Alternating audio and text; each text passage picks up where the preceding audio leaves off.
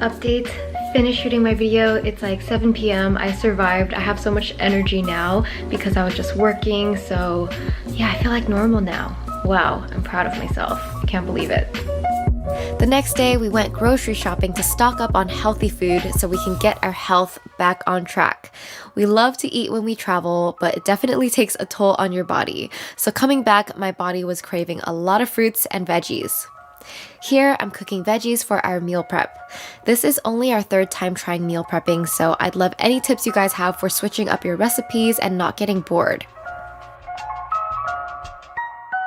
So we're prepping stir-fry veggies with rotisserie chicken. I cook the veggies and we'll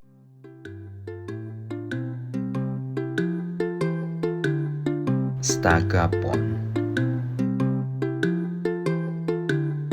stsäkapon, stsäkapon.